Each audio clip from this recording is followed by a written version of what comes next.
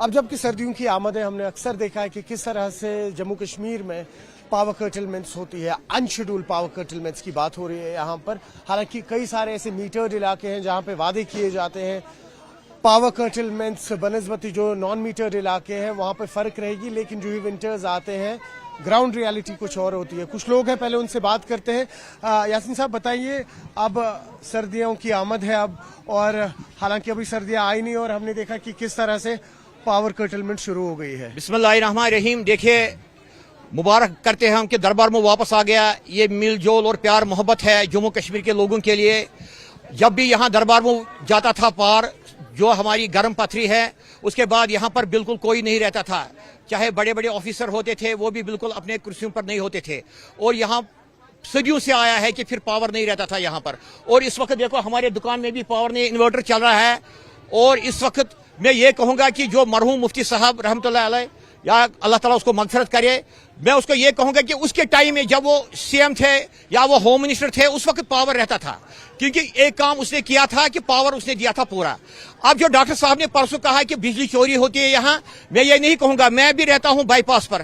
ہم کم سے کم 10-12 سال سے ہم بجلی چلا رہے ہیں، اور بالکل ہمیں میٹر ایریا ہے اور وہاں پر بھی پاور نہیں ہوتا ہے. اور ہم برابر 3,000-4,000 روپیہ، یہ پتہ نہیں کس چیز کا بجلی چڑھتا ہے. اور یہ گنی کھن ہے، مہاراجہ بازار ہے، ہری سنگھ اسٹیٹ ہے، لال چوک ہے، یہاں پر بھی برابر میٹر ایریا ہے، سب ہے. اور یہاں پر بھی بالکل بجلی نہیں رہتا ہے، اور 1,500-1,500 2,000 3,000 روپیہ ریٹ چڑھتا ہے.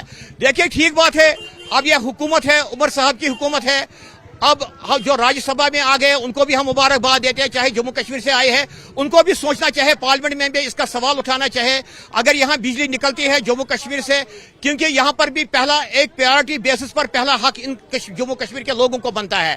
اور یہ جو باقی بلز وغیرہ ہے، جو بجلی فیس ہے، ان پر بھی ان غریبوں کے لیے جو بیچارے اپنی زندگی سے نیچے گزر بسر کرے، ان کو بالکل نہیں نکلتا ہے، کیونکہ یہاں بے روزگاری بہت ہے. پہلے تو روزگار ہوتا تھا، جو آپ ریٹائر ہوتے ہیں اب وہاں کوئی نہیں لگتا ہے، کیونکہ پہلے گھر میں ایک بندہ روزگار کماتا تھا، 4-5 بندے. آج مجھے لگتا ہے 5 کے 5 بے روزگار ہے. اب پڑھے لکھے بچے ہیں وہ فٹ پاتھوں پر، اسٹریٹوں پر، یا 1,500 2,000 5,000 بچیاں نوکری کر رہے ہیں، 7,000 6,000 پر لڑکے سیلز مینی کر رہے ہیں. کیونکہ یہ جو پاور شیڈول ہے یہ اپنے وقت کے مطابق ہونا چاہے، اس کا برابر شیڈول ہونا چاہے، اور ایسا نہ ہو کہ ہم فیس بھی دے دیں اور پاور بھی دے دیں، کیونکہ جتنا پاور ہم خرچ کریں اتنا ہی فیس لے لیں. اس وقت جو پاور کی قلت ہے وہ بہت ہی کم ہے.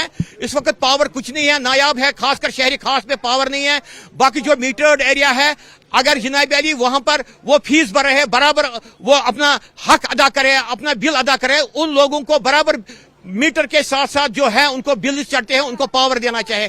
ہم یہی نویدن کرتے ہیں گورنمنٹ سے کہ اس پر پورا ایک سنگیان لینا چاہے، ایک رائے بننی چاہے، کیونکہ دربار میں جانے سے پہلے یہاں پر یہ بالکل نہیں ہمیں آپ عام لوگوں میں چھوڑ دے، کیونکہ وہ پھر بیچارے پکار کر کہیں گے ہمارا حق ہمیں دے دو. اس لیے ہم کہتے ہیں بجلی ہماری ہے، ہمیں حساب کے ساتھ دے دو، پاور کے ساتھ دے دو. باقی چوری یہاں کوئی نہیں کرتا ہے، یہاں پر بلیں سب بھرتے ہیں. یہاں کم سے کم 70% لوگ اس وقت جو ہے میٹرڈ ایریا ہے، بالکل جو بجلی کی جو وائر ہے، وائر اس وقت بالکل ہو گئی ہے. جو دلی میں وائر ہے وہ یہاں پر بھی وائر ہے، کوئی حکم نہیں ہو رہی ہے.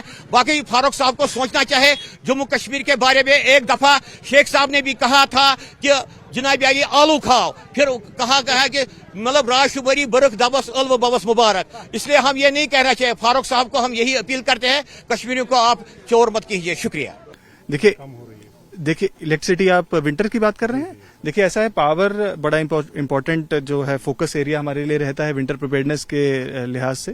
اور یوٹی لیول پر بھی اور ڈویژن لیول پر بھی کافی ریویوز اس چیز کو لے کر کے ہو چکے ہیں، چاہے وہ ٹرانسمیشن لائنز کے اندر جو برانچ کٹنگ کے ایشوز رہتے ہیں، لائنز کی اسٹرینتھنگ رہتی ہے، بفر سٹاک کو آگمنٹ کرنے کی بات رہتی ہے، ٹرانسفارمر آئل کی بات ہے، replacement of transformer within the جو پرسکرائب ٹائم لائنز ہیں، ان سبھی کے اوپر بہت ڈیٹیل میں ڈسکشنز ہوئے ہیں، ریویوز ہو رہے ہیں.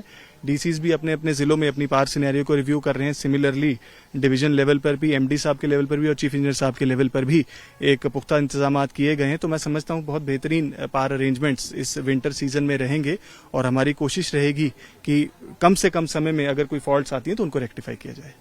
سردیوں کی آمد اور ساتھ ہی ساتھ پاور کرٹلمنٹس کئی سارے علاقوں میں شروع ہو چکی ہے. جی آپ کو بتاتے چلیں کہ جو ہی کشمیر میں سردیاں شروع ہوتی ہے कई सारे इलाकों में अनशेड्यूल्ड पावर कर्टेलमेंट या पावर कट शुरू हो जाते हैं।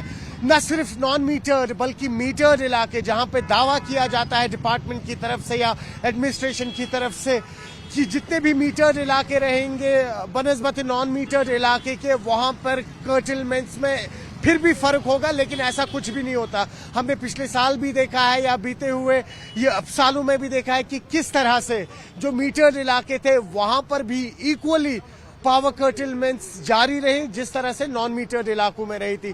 हालांकि इस बार आपने खुद भी सुना कि डिविजनल कमिश्नर अंशुल गर्ग ने दावा किया है कि इस बार जब सर्दियां आएंगी तो यहाँ पे जो शेड्यूल्ड एरिया है वहां पर जहां पे पावर कर्टेलमेंट्स होती है उनमें हम कहीं ना कहीं इस बार थोड़ी सी फर्क लाएंगे, उससे कहीं ना कहीं उम्मीद जगी है। लेकिन सबसे बड़ा सवाल अब यहाँ पे ये खड़ा होता है कि इस बार फिर से दरबार मूव स्टार्ट हो चुका है और अभी आपने सुना कि किस तरह से आम लोगों का ये मानना है कि जो ही दरबार मूव स्टार्ट होता है तो सारा फोकस जम्मू की तरफ जाता है और उसमें उस वक्त कश्मीर के जो 6 महीने होते हैं, यहाँ के लोगों के जो रियल इश्यूज होते हैं, बिजली, पानी और सड़क, वो कम्प्लीटली इग्नोर हो जाते हैं। लेकिन उम्मीद है इस बार कि जब यहाँ से दरबार मूव शिफ्ट होगा तो कश्मीर के लोग अगले 6 महीने के लिए भुलाए नहीं जाएंगे, ना ही उनके इश्यूज को भुलाया जाएगा। न्यूज़ 18 के लिए आफाक शाह के साथ श्रीनगर से मैं सरोज कफील।